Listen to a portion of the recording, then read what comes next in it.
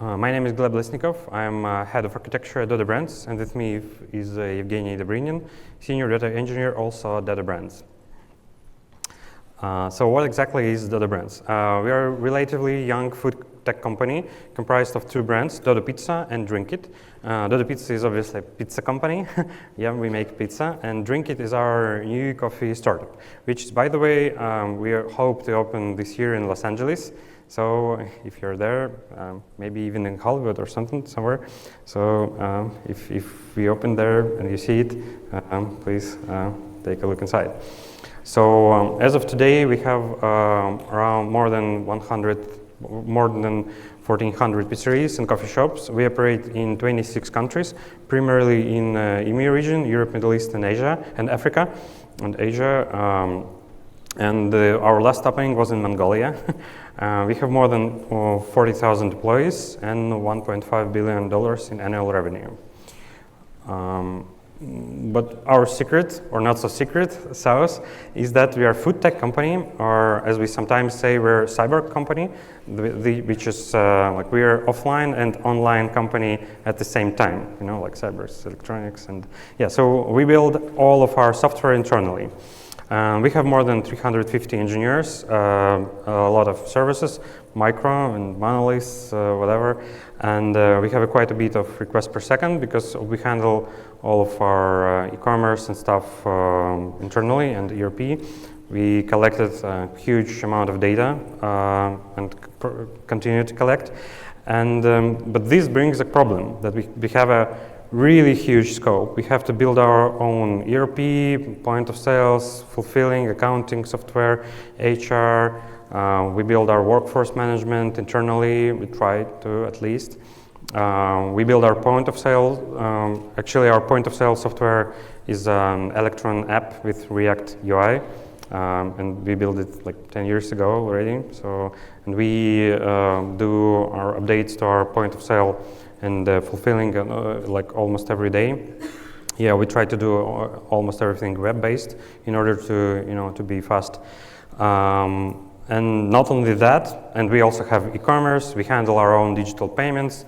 And we have our own like digital payment system inside that handles around 30 integrations.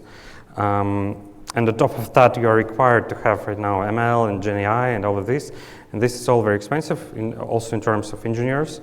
And on top of that, you also have to have analytics, because the key point of building our own software is not only to improve the work and do some disruption in terms of food tech, but also that you can so you could do an analytics on top of all of that data. Because every pizza, every click we save it, basically. So yeah, I like to say that our system is 50 OLTP, online transaction processing, and 50% analytics. Yeah, that's why our first data stack was just our applications written in C#. We wrote our first reports in using 100% GMO-free, organically sourced, hand-written SQL queries with free-range D3.js and HTML. So yeah, that was our first reports, and run them directly on our master database, which regularly caused downtimes because of the raw queries and stuff, and the high load. And then in 2017, we decided that we have to be better, and we have to use something, like purposely built for analytics, and we utilized Azure SQL Data Warehouse. Yeah, then it was not even Synapse or whatever they have right now. We also utilized Data Factory and Power BI. And it was fine, but it was fine for only, our inside analytics, because we have a little bit of interesting use case, because half of our application, half of our system is analytics, so we have to embed those analytics or like resell it. So, and Power BI, even Power BI embedded wasn't going to cut it, because it's really expensive if you have to show it to 40,000 people or even 10,000 people, because you have to pay for every license and stuff, and it's really expensive. So we we decided that we have to do something better. Also, I actually used Databricks in 2017 when it was like really fresh, and it only had like notebooks and ML, and we used it for notebooks and ML. But then, after some time, we settled on, we discovered some things, did a few POCs, and settled on Databricks as our, for everything. Azure Event Hubs for data movement, Azure Data Explorer for serving data, and Apache Superset for our, for embedding, for our dashboarding and embedding it.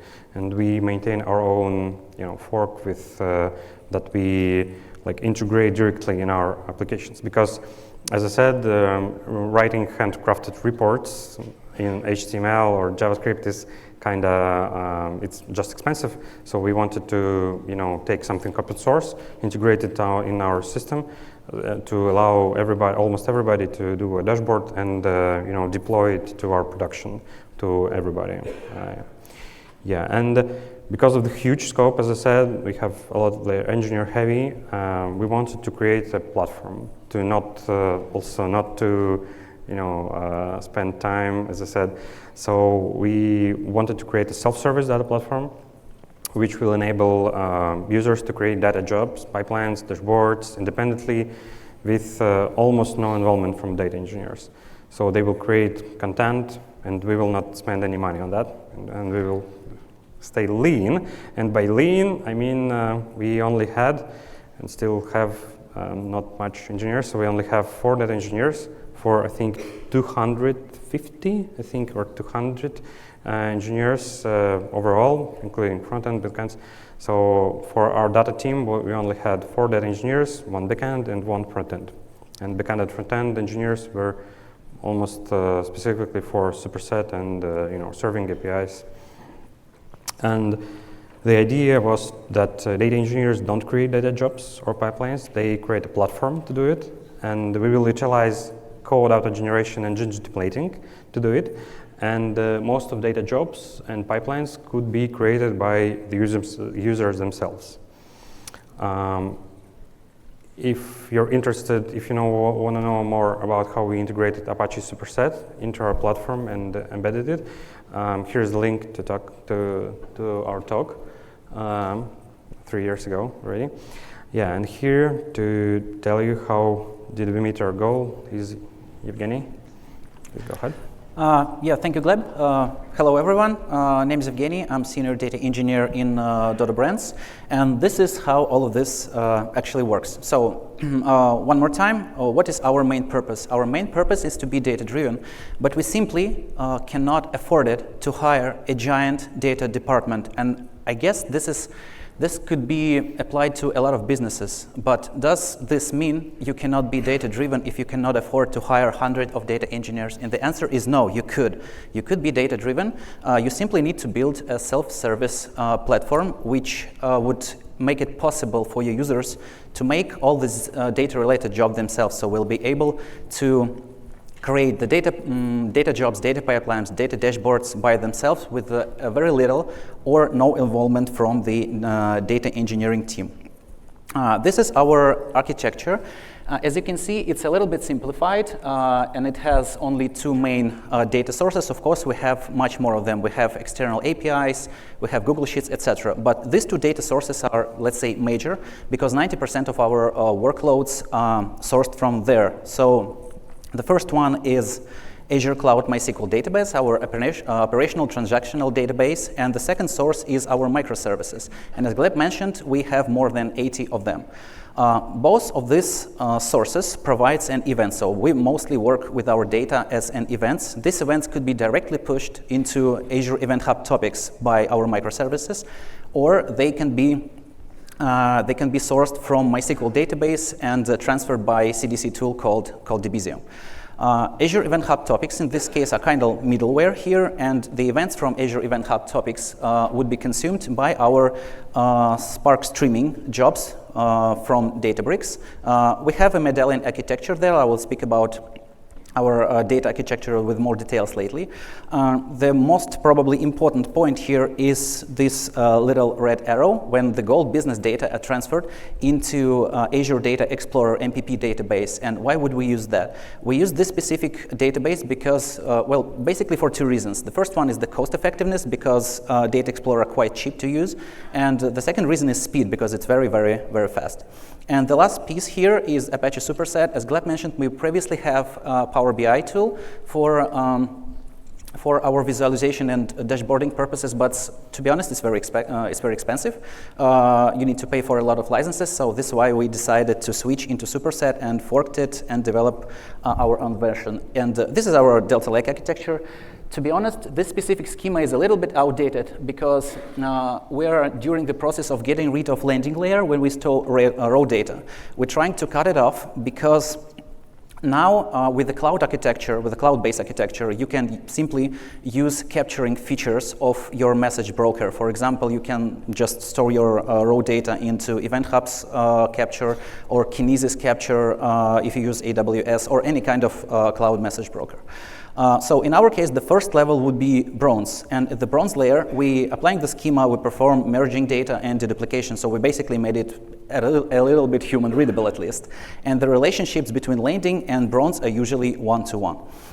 The second layer is silver, and in silver we applied our data modeling technique. In our specific case it's data vault, but it's not necessary to use data vault here. It could be, I don't know, it could be Kimball, star schema, snowflake schema, Inman, or anchor modeling, anything you see fit for your specific business case.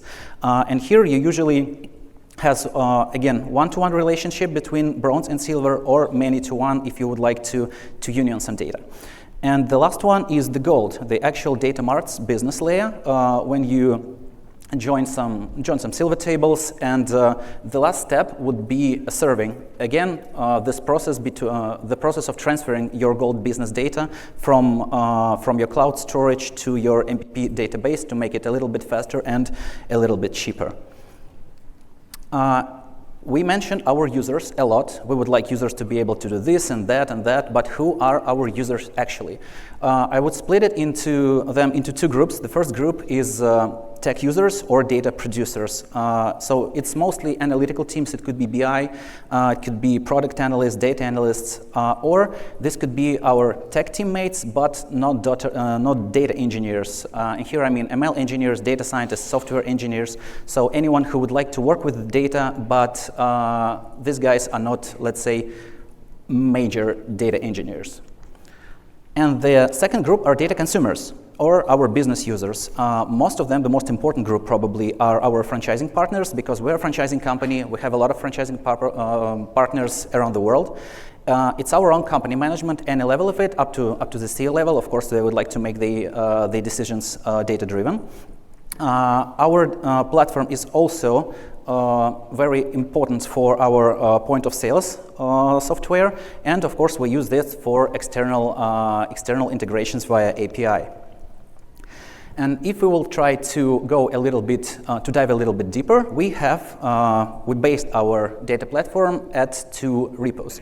The first one called Job Generator, and it's, let's call it a platform repo, internal repo, because as you can see, only data engineering team commits here. And it has two main purposes. It stores Jinja templates for job generation, and also Job Generator is responsible for parsing configs provided by users. These configs are stored in a second repo called Data Lake Sources. So Job Generator would read this config, parse them, create a job, and deploy this into the Databricks. And the second project is called Data Lake Sources. This is the user repo. Users push their configs here, and also, Data Lake Sources provides some kind of user interface. We use GitHub Action for these specific purposes. And here, both our users and data engineers can perform the commits. And this is the typical user scenario for our data platform. So let's say we have some user, and the user would like to work with the data. The data could be from MySQL operational database, or this data could be in the form of events from some microservices.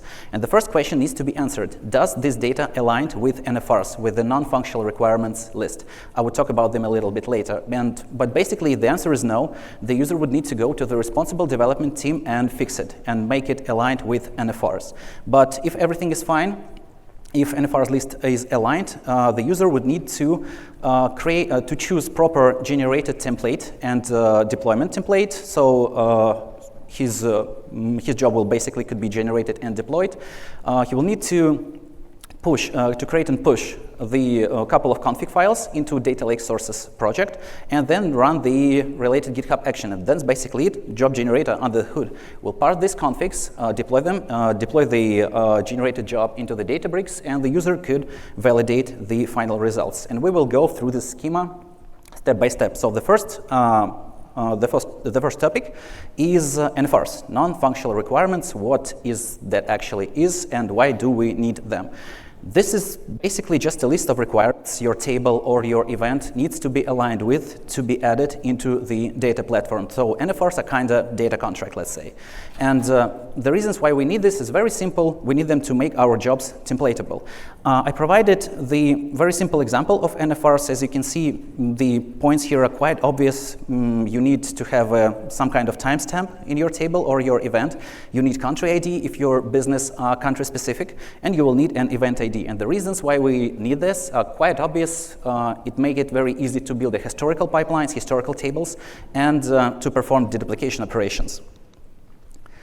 And the next step is to choose the appropriate templates. I provided a couple of examples here. This is the generator Jinja template. I called it landing Kafka. So this Jinja template is responsible to create a job which will be simply consume events, raw events from Events Hub topic, and store this into the cloud storage. And as you can see, nothing very special here, to be honest, nothing basically to explain. Couple of variables, couple of Spark-related configs, Kafka-related configs. We import a couple of common Python functions for creating delta table, etc. Basically, this is just the mix between a mix of pure Python syntax, just like here, and Jinja syntax. So a couple of Python functions, Kafka configs like offset, topic name, etc. And here's the Python code when we actually trigger our Spark job. So that's it. This is the template. This template is responsible for the process of job generation. And the second one users need to pick correctly is deployment template called landing continuous in this specific case. And again, it's very simple. Just provide the ID of the necessary of the correct cluster, install some libraries, set up the timeout seconds, the access control list, and that's it. The step 3, user would need to create and push job configs into the Data Lake Sources repo. The two most important lines here are the first two. Data Lake name, it's basically just a name of storage account, the cloud storage account, then when the data will be stored. And the template name, in our case, it's landing Kafka. This is the template we observed previously on the previous slide. And the second config, again, is just a couple of lines. As you can see, we just provided the name of the proper deployment template. In our case, it's landing continuous.libs.net. Again, this one we already observed previously. And we have a small demo of how does all of this actually works. We will start with data engineering point of view. So how all of this works for data engineer. Let's take a look.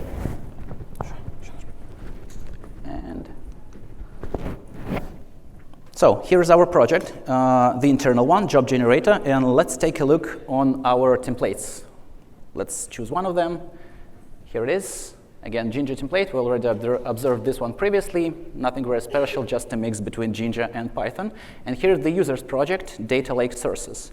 Let's pick some job to generate. We will choose some data domain, B2B, for example, landing layer, and just choose one job. This is users provided configs. Again, very simple. This is the name of our deployment template. Where is the folder? And let's find it. Here it is. So we have users configs, and we have our templates. The first step we need to do is to install job generator as a dependency. We will need a couple of seconds to do this. And that's it. Job generator was installed.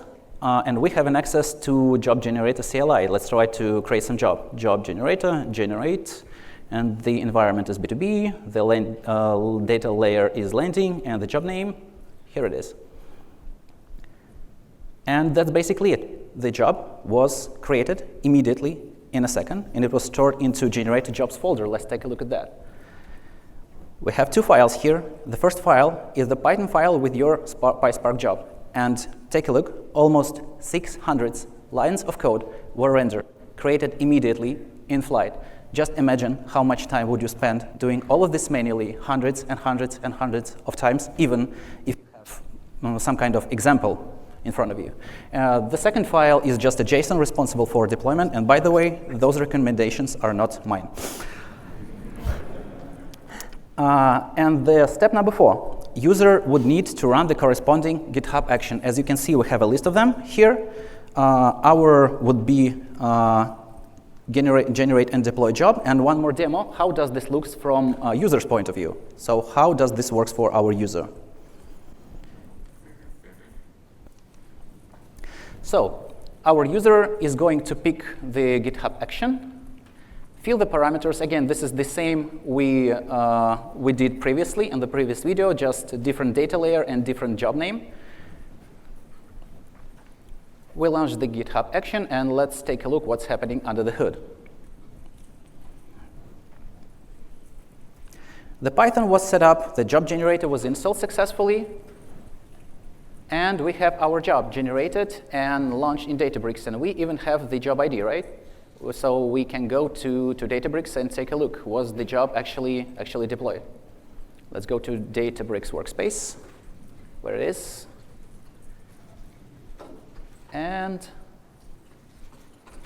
yeah, here it is. This is our Spark streaming job created by user without any involvement of data engineering team. It's successfully started, and user right now is able to verify the results. So this is the simple schema of how this actually works. You take your templates, a couple of configs provided by user, job generator would parse them.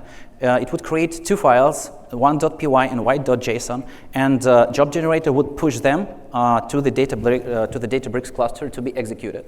As you can see, we use REST API here, but you could or probably even should use asset bundles because this is the more modern or more native instrument to do this.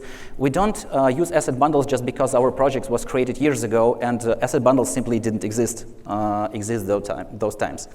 And this is the step 5, verify the results in Databricks. We have our beautiful table here, but it's not actually so beautiful because, as you can see, all the data is binary, right? It's not very human readable, doesn't look very useful. Can we somehow do this a little bit more useful? So yeah, this is a good question. What about data transformation? What if you need to do your data more human readable? Could you do this? The answer is yes.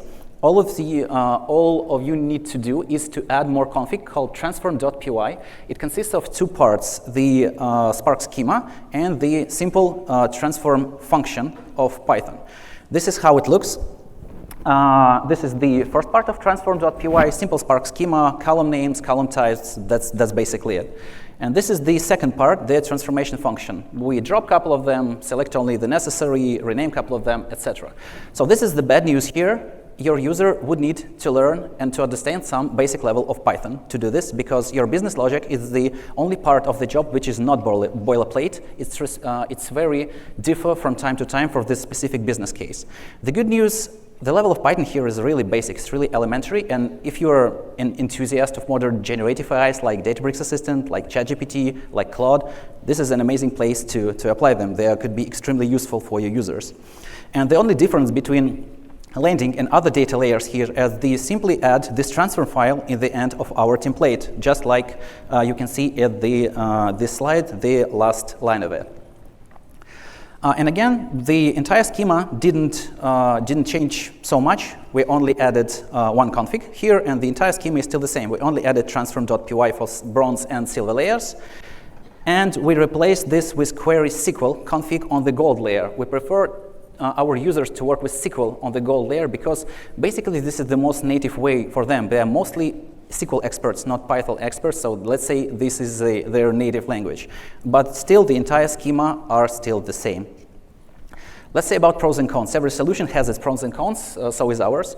The pros are quite obvious. This kind of solution can be implemented and maintained easily by a very small data team. As Gleb mentioned, we only have four data engineers who implemented this project from scratch.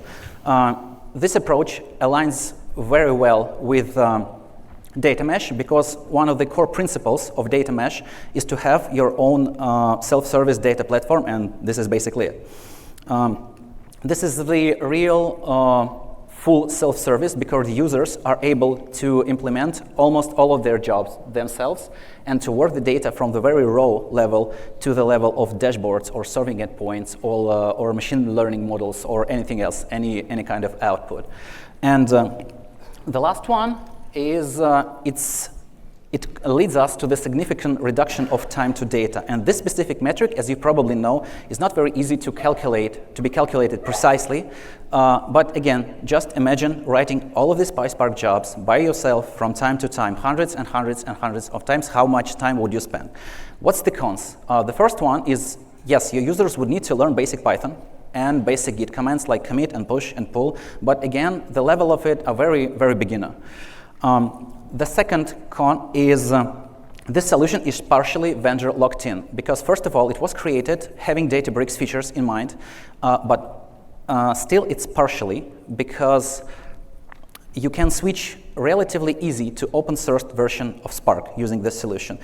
Yes, you will lose a lot of beautiful Databricks features, but it's more or less easy to do. But if for some reason you would decide to switch to another managed solution like ClickHouse, like Snowflake, or something like that, that would be hard to do. You will need to implement all of this mostly from scratch.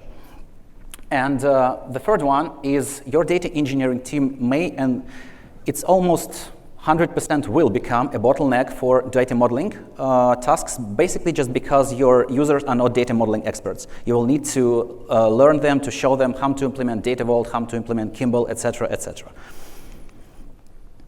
And this is the result, and I would ask Gleb to share our technical and business results. Yeah, so as of now, we have more than 3,000 users in Superset, which mostly comprise of like everybody, pizza managers, pizzeria managers, like coffee, like point of sales people, marketing, franchisees, developers. So we we have a lot of people coming to these dashboards, and making all these dashboards and jobs and pipelines are 85 contributors, but 76 of them aren't data engineers and are not in a data platform team. So, and they have created 1,700 jobs already, and 1,500 are created just by job generator from templates. So, and 250 are more exquisite, handcrafted. Yeah. So, and for business side, we were able, in these years, we were able to drive dozens of profitable data-driven use cases. For example, we did minimum order, dynamic minimum order pricing, because, based on the time of day and location and stuff, utilizing Databricks endpoints, and this was done almost entirely in Databricks and with our jobs. And our e-commerce people were just using REST APIs to connect to Databricks endpoints. Yeah, and we generated a lot of revenue from that because we were able to allow people to order from, for example,